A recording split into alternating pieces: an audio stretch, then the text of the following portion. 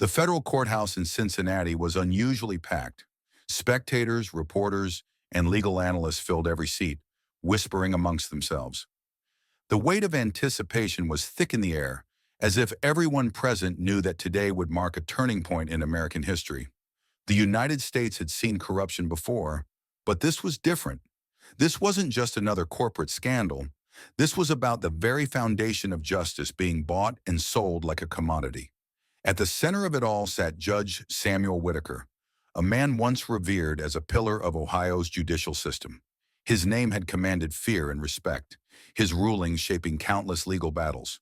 He had built his career as a no-nonsense enforcer of the law, but today, he wasn't the enforcer. Today, he was the accused. Before the trial could even properly begin, Whitaker leaned forward, his glare fixed on JD Vance, who sat calmly at the witness stand, his lips curled into a smirk of contempt. "You think you can walk in here and humiliate me, Vance?" Whitaker sneered, his voice dripping with disdain. "You might have the cameras and the headlines, but I have the law. I have power. Do you really believe you can take me down with a few conveniently placed documents?" Vance didn't blink. He met Whitaker's gaze with quiet steel. "This isn't about me," Vance said, voice unwavering. "This is about the people you betrayed." Whitaker slammed his gavel with unnecessary force, his nostrils flaring. "You don't belong here, Vance. You're a politician, not a lawyer.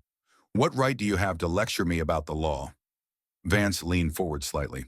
"I don't need a law degree to recognize corruption when I see it." Laughter rippled through the courtroom, quickly stifled by Whitaker's furious glare. Whitaker chuckled darkly. "You're playing a dangerous game. I've buried men for less than this." Prosecutor Olivia Ramirez cleared her throat. "Your Honor, I would advise against threats in open court." Whitaker's eyes flicked toward her, his disdain momentarily shifting before locking back onto Vance. "Oh, I'm not making threats," he said. "I'm making a promise. You won't win this." Ramirez gestured toward the screen behind her. "Let's begin with the first crime. Exhibit A. The corruption exposed. 7 crimes of Judge Whitaker." The screen flickered to life, displaying bank transactions. Wire transfers from Astor Corporation to offshore accounts linked to Whitaker's family members. The amounts were staggering. $250,000, $500,000, $1.2 million. The audience gasped. Whitaker's face turned an alarming shade of red. "This is absurd," he roared. "I never took a bribe in my life." Vance didn't flinch. He studied the judge with cold, calculating eyes before responding. "Then let's discuss Exhibit B, a bribery network spanning a decade. The Astor pay-to-win scheme. 14 cases dismissed prematurely before they could reach trial, all of them linked to Astor Corporation. In exchange, Whitaker received a steady flow of offshore deposits that increased with each case. The hospital cover-up. In 2018, Whitaker ruled against a malpractice lawsuit filed by the families of 22 patients who had died due to a defective medical device Astor had manufactured.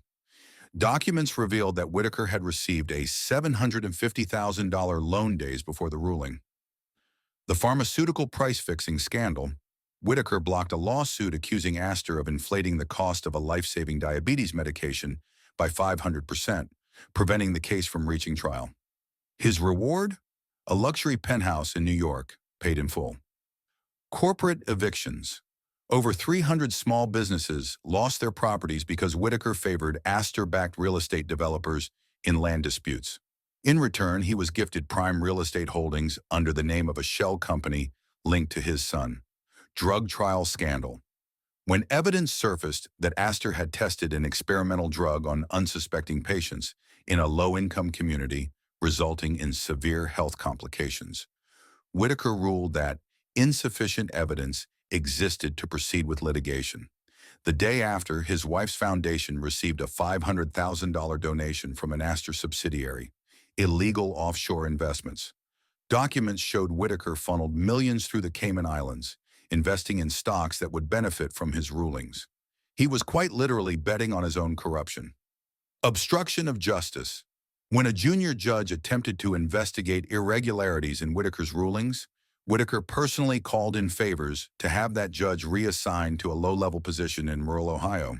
In exchange, Astor wired $1 million into a trust fund for Whitaker's grandchildren. The courtroom doors suddenly burst open. Federal agents flooded inside.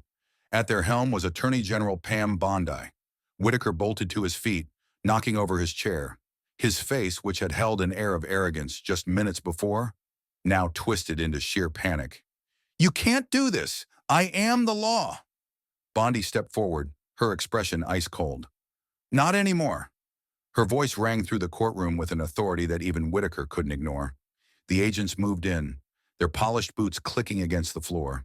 The lead officer, a towering figure with a grim face, pulled out a pair of handcuffs and addressed Whitaker formally.